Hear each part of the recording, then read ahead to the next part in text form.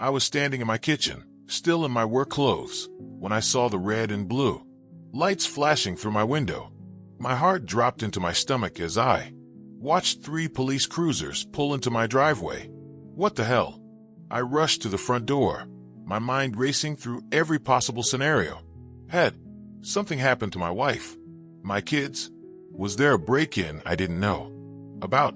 But when I opened the door, the lead officer looked just as confused as I felt. "Sir, are you Marcus Henderson?" he asked, glancing down at his notepad. "Yes, that's me. What's going on? Is everyone okay?" "We received a 911 call about, well, this is a bit unusual apparently. You've created a dangerous obstruction to public safety by closing your gate." I stared at him, blinking slowly. My gate. Behind the officer, I could see her, Linda Fitzgerald, the HOA president, standing at the edge of my property with her arms crossed, and that smug, satisfied smile plastered across her face. She was actually recording this with her phone. "Officer," I said, my voice shaking with disbelief. "This is my private property. That gate has been there for 15 years. I close it every night for my livestock's safety." But even as I explained, I knew this wasn't really about a gate. This was about something much bigger, something that had been building for months. Linda Fitzgerald had made it clear from day one that she wanted me gone, and apparently, she was willing to weaponize the police to do it. What I didn't know yet was just how far she was willing to go to destroy my family's peace and how much it would cost all of us before this nightmare was over. Let me back up and tell you how this all started, because to understand the insanity of what happened, you need to know what my life was like before Linda Fitzgerald turned it into a living hell. My name is Marcus Henderson, and 18 months ago, my wife Sarah and I thought we'd found paradise. After 23 years of living in cramped suburbs, saving every penny, we finally had enough to buy our dream property. 12 acres of beautiful rolling hills and Sunset Ridge estates, just outside of Austin, Texas. The property came with a charming 3-bedroom ranch house, a red barn that needed some work, and most importantly to me, enough space to finally pursue my lifelong dream of raising heritage cattle. I'd grown up on my grandfather's ranch, and those were some of the happiest memories of my childhood. The smell of hay in the morning, the gentle lowing of cattle, the satisfaction of working the land with your own hands. Sarah was just as excited as I was. She'd been dreaming of having a big garden, maybe some chickens, space for our kids to really run and play. Our daughter, Emma, was 12 and our son Jake was 9, and we wanted them to experience the kind of childhood we'd had, connected to the land, with real responsibilities, and the freedom that only comes from wide open spaces. When we first toured the neighborhood, everything seemed perfect. The houses were beautiful, well-maintained, set on large lots with plenty of privacy. The HOA documents we received seemed reasonable enough, standard stuff about keeping properties neat, no business vehicles parked on the street, that sort of thing. Nothing that seemed like it would interfere with our plans.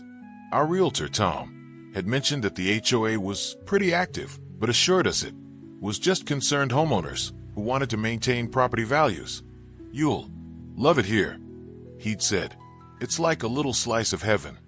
For the first 6 months, it really was heaven. I spent weekends repairing the barn, building new fencing, and researching the best heritage cattle breeds for our climate. Sarah planted her garden and started talking to neighbors about maybe starting a weekend farmer's market. The kids adapted to their new school and made friends quickly. The only HOA interaction we'd had was a welcome basket from Linda Fitzgerald, the HOA president.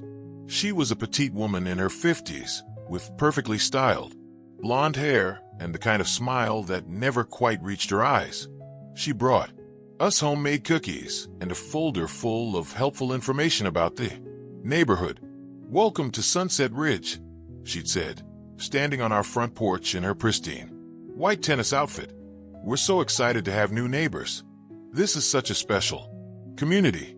We all work very hard to maintain the character and values that make this place so wonderful." I remember thinking she seemed nice enough, maybe a little intense, but harmless. Sarah and I had laughed later about how she'd lingered, asking lots of questions about our plans for the property. She'd seemed particularly interested. When I mentioned the cattle, "Cattle," she'd repeated, her smile flickering for just a moment. "How interesting. I'm sure you'll want to check the HOA guidelines about livestock." I'd assured her we would, though I wasn't worried.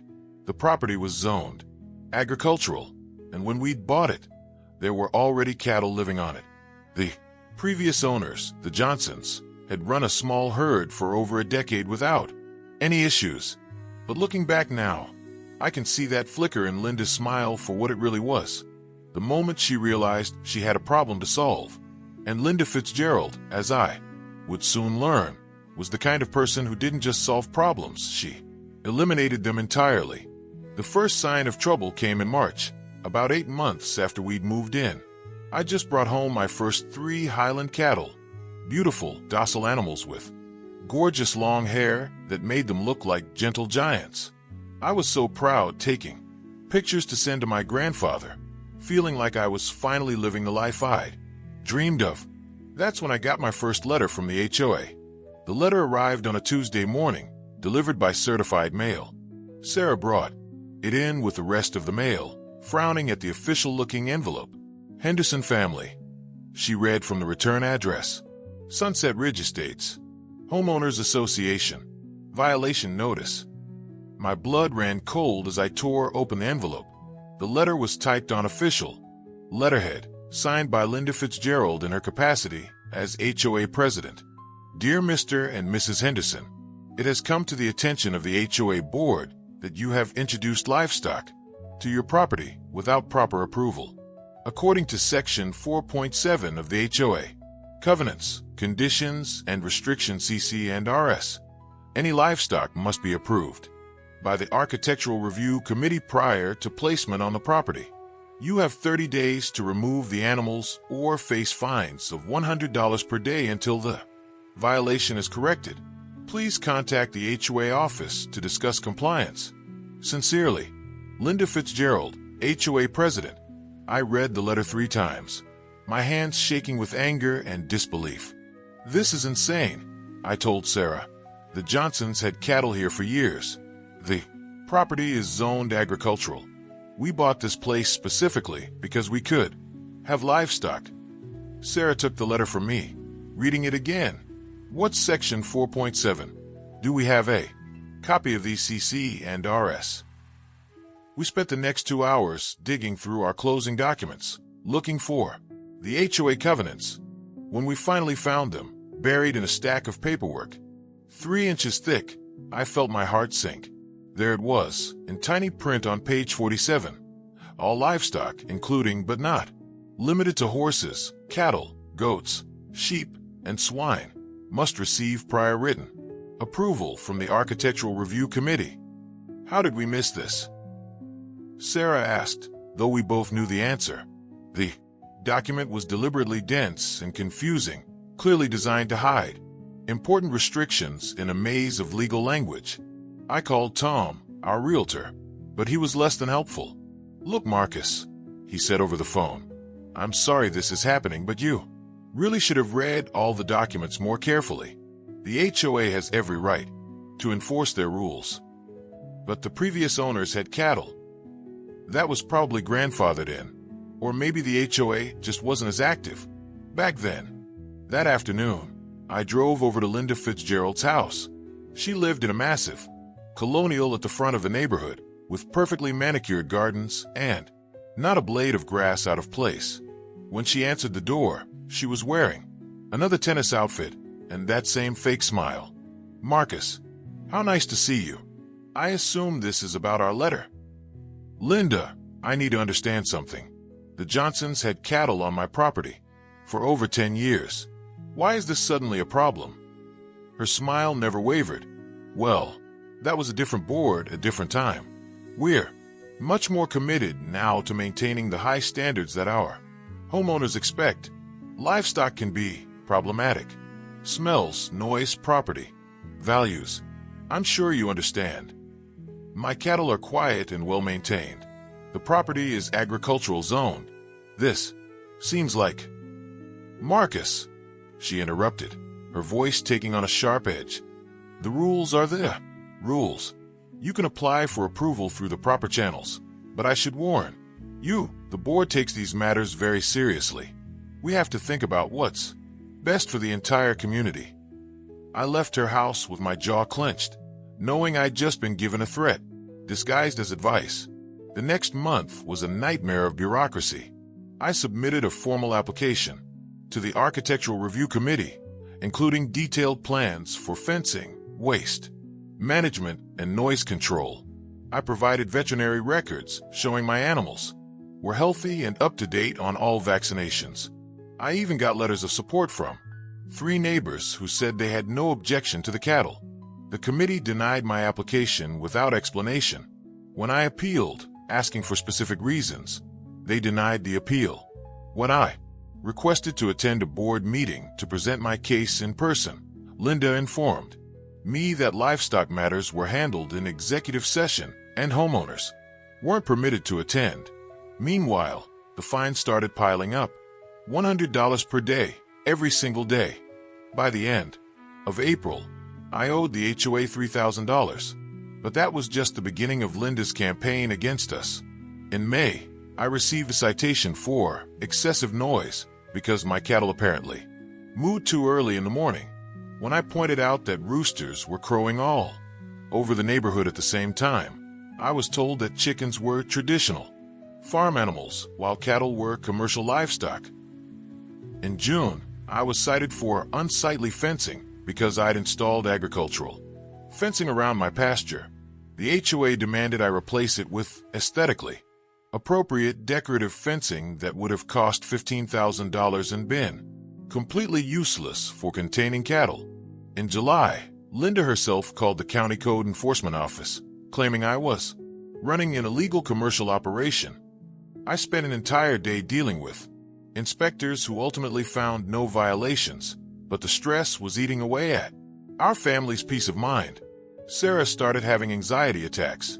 She'd wake up in the middle of the night, worried about what new citation would arrive in the mail.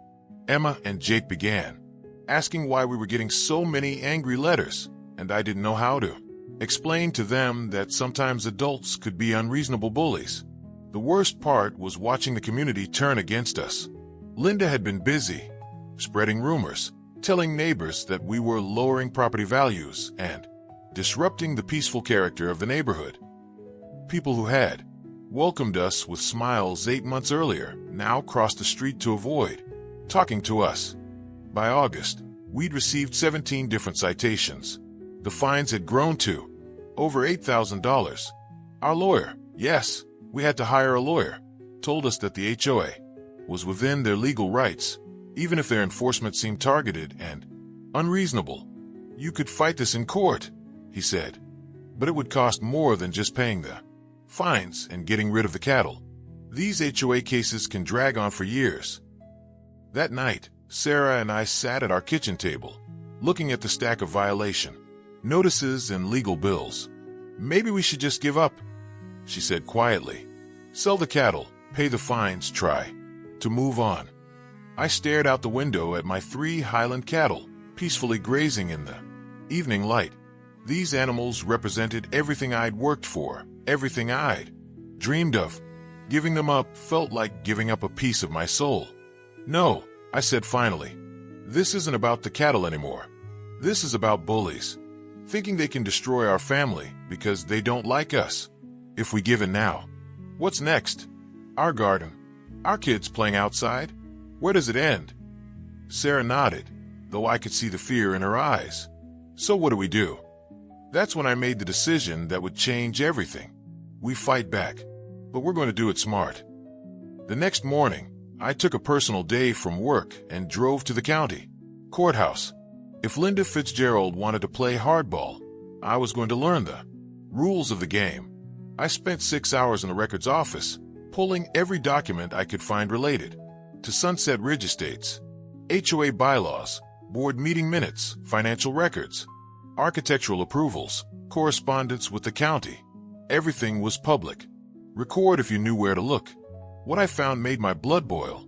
Linda Fitzgerald had been systematically targeting anyone in the neighborhood who didn't fit her vision of appropriate residence. In the past 3 years, she'd driven out a young Hispanic family by citing them for excessive vehicle noise. They drove a motorcycle to work. An elderly widow by claiming her flower garden violated landscape standards, and a veteran with PTSD by repeatedly calling the police for noise complaints when his service dog barked. But the most shocking discovery was in the financial records. Linda had been using HOA funds for personal expenses, landscaping for her own property, meals at expensive restaurants charged as board meetings, even a $3,000 payment to her son's lawn care business for work that was never performed. She wasn't just a bully. She was embezzling from the homeowners she was supposed to serve. I made copies of everything and drove straight to the office of Amanda Chun, a lawyer who specialized in HOA disputes. Amanda was in her 40s, sharp as a tack, and had a reputation for taking on difficult cases. "Mr. Henderson," she said after reviewing my documents, "this is a gold mine. Financial impropriety, selective enforcement, harassment. You have grounds for both civil and criminal complaints. What does that mean for us?" "It means you don't just fight back, you take them down. But I have to warn you, this could get ugly. Linda Fitzgerald strikes me as someone who won't go quietly." That evening, I called an emergency meeting with some of our neighbors. I'd identified several homeowners who had been targeted by the HOA over the years, people who might be willing to stand up if they knew they weren't alone. Tom and Janet Morrison came. They'd been cited for having the wrong color mailbox. David Kim, who'd been fighting a citation for parking his work truck in his own driveway.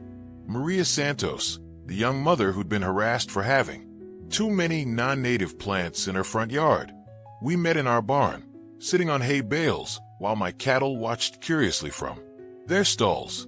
"I know we've all been dealing with HOA harassment individually," I began, "but I think it's time we stood together." I showed them what I discovered about Linda's financial misconduct and selective enforcement patterns. The anger in the room was palpable, that which cost me $2,000 in legal fees. Tom said, all because my mailbox was forest green instead of hunter green. I had to bring in paint samples to prove they were the same color. "She made me replant my entire front yard," Maria added. "Said my roses weren't appropriate for the neighborhood aesthetic.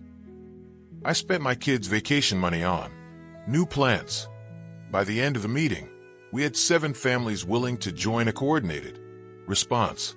Amanda Chin agreed to represent us as a group, and we developed a 3-pronged strategy.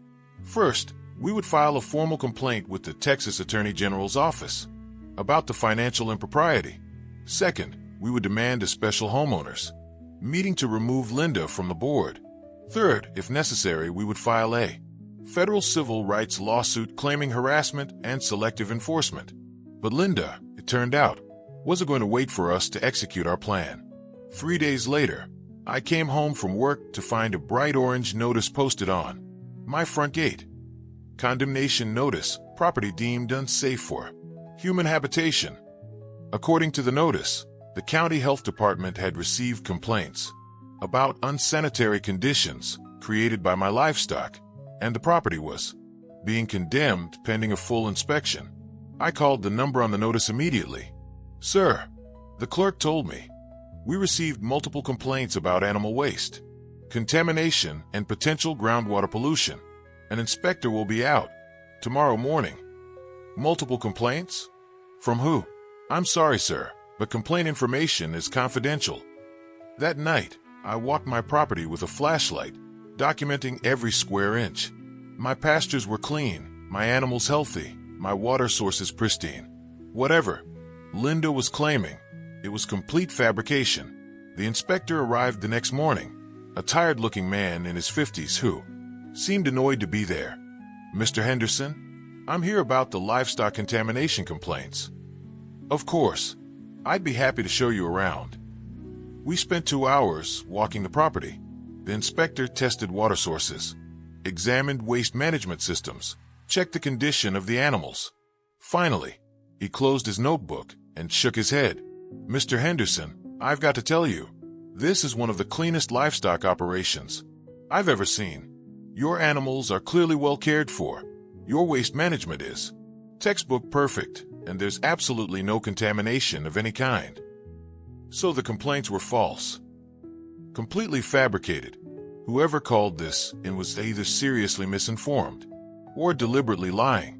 I'll have the condemnation notice lifted by this afternoon. He paused, looking uncomfortable. "Between you and me, I've been getting a lot of calls from your neighborhood lately, all from the same woman, all completely bogus. You might want to document this pattern." That's when I realized Linda had made a crucial mistake. She'd escalated from HOA harassment to filing false reports with government agencies. That wasn't just unethical, it was illegal. I called Amanda Chin immediately. "She just handed us the smoking gun," Amanda said. "Filing false reports with the health department is a misdemeanor. Combined with the financial evidence, we can have her removed from the board and possibly face criminal charges."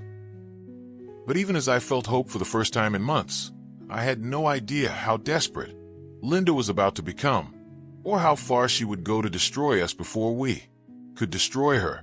The showdown came 2 weeks later, and it was even more dramatic than I could have imagined. We'd successfully petitioned for a special homeowners meeting to address serious concerns about board conduct and financial management. Amanda Chin had filed the complaint with the Attorney General's office. The momentum was on our side, and Linda knew it. The meeting was scheduled for 7 p.m. on a Thursday in the community center. As I drove there with Sarah, I could see cars packed into the parking lot, more homeowners than I'd ever seen at an HOA gathering. Inside, the tension was electric. Linda sat at the front table with the other board members, her usual smile replaced by a tight-lipped scowl. Her supporters, mostly wealthy retirees from the front of the neighborhood, clustered on one side of the room. Our growing coalition of affected homeowners sat on the other side. Amanda Chin sat in the front row with a thick folder of documents. Linda called the meeting to order with visible reluctance. "This special meeting has been called to address certain unfounded accusations against the board. Before we begin, I want to make it clear that this association has always operated with the highest standards of integrity and..." "Point of order," Amanda Chin interrupted, standing up. "Under the association bylaws, homeowners have the right to present evidence of board misconduct before any board statements." Linda's face flushed red. "Ms. Chin, you are not a homeowner and have no standing to." "I'm here as the legal representative of 12 homeowners," Amanda replied calmly. "Under Texas Property Code Section 209.0056, I have every right to address this meeting." For the next 30 minutes, Amanda systematically presented our evidence. Financial records showing misappropriation of funds, documentation of selective enforcement against minority families and working-class homeowners, the pattern of false government reports. The room was dead silent as she spoke. I watched faces in the crowd changing, from confusion to shock to outrage. These were people who had trusted Linda, who had believed her claims about maintaining property values and community standards.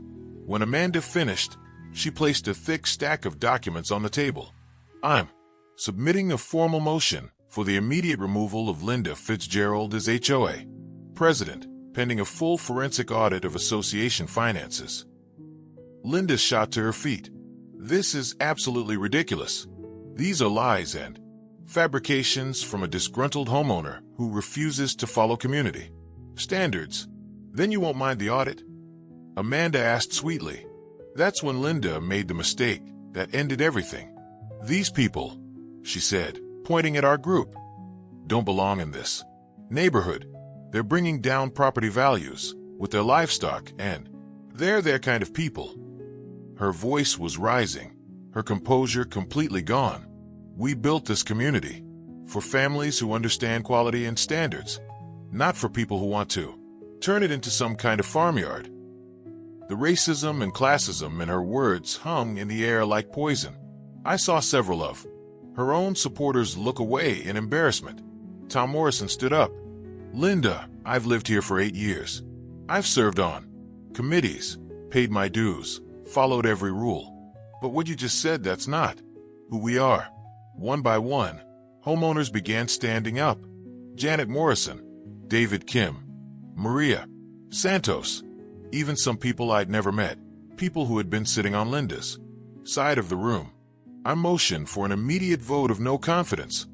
Called out Mrs. Patterson, an elderly woman who had been one of Linda's strongest supporters. Seconded. Came voices from around the room.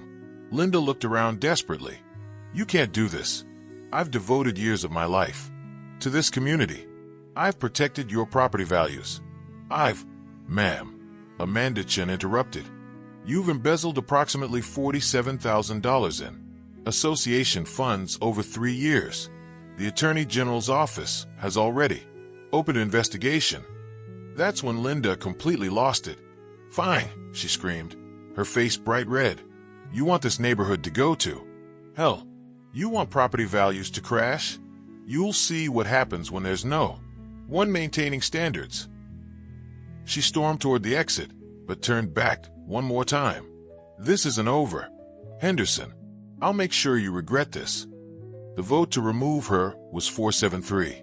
But Linda wasn't finished with us yet. The next morning, I was feeding my cattle when I heard sirens again. This time it wasn't just police cars. There were fire trucks, an ambulance, and what looked like a hazmat team. I ran toward the gate, my heart pounding. Had something happened to Sarah? The kids? The lead firefighter met me at the fence. "Sir, we received a 911 call reporting a chemical spill and possible explosion at this address." The caller said there were toxic fumes and potential casualties. I stared at him in disbelief. "Captain, there's no chemical spill, no explosion, no toxic fumes. Someone called in a false report. The hazmat team spent an hour testing the air and soil around our property." The fire chief looked increasingly annoyed as it became clear they'd been sent on a wild goose chase. "Sir," he said finally, "whoever called this in is going to face serious charges. Filing false emergency reports is a felony. Do you have any idea who might have done this?" I was about to answer when I saw her, Linda Fitzgerald, standing across the street, with her phone out, recording everything. When she saw me looking at her, she didn't even try to hide. She just smiled that same cold smile and walked away. "Her," I said, pointing. "Linda Fitzgerald. She's been harassing my family for months." The fire chief nodded grimly. "We'll be filing a report with the police. This kind of thing ties up emergency resources that could be needed for real emergencies." That afternoon, Detective Rodriguez came to our house to take a statement. Linda had apparently called 911 claiming that I had created a dangerous obstruction to public safety by closing my ranch gate, that there were toxic chemicals on my property, and that there had been an explosion that might have injured neighbors. All of it was completely fabricated. "Mr. Henderson," Detective Rodriguez said, "this woman has called 911 6 times in the past 2 weeks with false reports about your property. That's not just harassment, it's criminal misuse of emergency services." 2 days later, I watched from my kitchen window as police cars pulled into Linda's driveway. They arrested her on charges of filing false police reports, criminal mischief, and misuse of emergency services. The sight of her being led away in handcuffs should have felt like victory, but honestly, I just felt tired and sad that it had taken so much pain and stress to get to this point. But the real victory came a week later, when the new interim HOA board, led by Tom Morrison, voted unanimously to approve my cattle and formally apologize for the harassment our family had endured. They also voted to pursue full restitution of the embezzled funds and to implement new policies preventing selective enforcement. 6 months have passed since Linda Fitzgerald was arrested, and life in Sunset Ridge Estates has finally settled into something resembling peace. Linda pled guilty to the criminal charges and was sentenced to 6 months in jail, 2 years probation, and full restitution of the $47,000 she'd embezzled. The civil lawsuit we filed resulted in an additional settlement that covered all our legal fees and the stress our family endured. More importantly, she was permanently banned from serving on any HOA board and from living in Sunset Ridge Estates. Her house went up for sale 2 weeks. After her conviction, the new HOA board, led by Tom Morrison, has transformed the community. They implemented a transparent approval process, published all meeting minutes online, and created an appeal system for any homeowner who feels they've been unfairly targeted. They also established a neighborhood character committee that focuses on celebrating the diversity of our community rather than enforcing rigid conformity. Maria Santos now leads a community garden project. David Kim organized a neighborhood watch that actually brings people together instead of dividing them. My cattle are thriving. I've expanded the herd to 8 animals, and several neighbors bring their kids over on weekends to learn about farm life. What Linda saw as a threat to property values has actually become one of the neighborhood's most beloved features. Sarah's anxiety has gradually faded, though she still gets nervous when official-looking mail arrives. Emma and Jake learned valuable lessons about standing up to bullies and the importance of community solidarity. They're both involved in 4-H now, helping to care for the cattle and learning responsibility. But the experience changed me in ways I'm still processing. I learned that sometimes the people who claim to be protecting community values are actually destroying the very things that make a community worth living in. Kindness, tolerance, mutual support. These are maintained by rigid rules and aggressive enforcement. They're cultivated by people who choose to see their neighbors as fellow human beings rather than potential threats. I also learned something about the nature of bullies. Linda Fitzgerald wasn't evil. Exactly. She was afraid. Afraid of change, afraid of difference, afraid of losing control over the small world she'd built for herself. That fear made her cruel, but understanding it helped me find compassion even for someone who had caused my family so much pain. The most important lesson, though, was about the power of community. When people stand together against injustice, when they support each other through difficult times, they become stronger than any bully or corrupt system. Our little coalition of targeted homeowners has evolved into a genuine friendship network.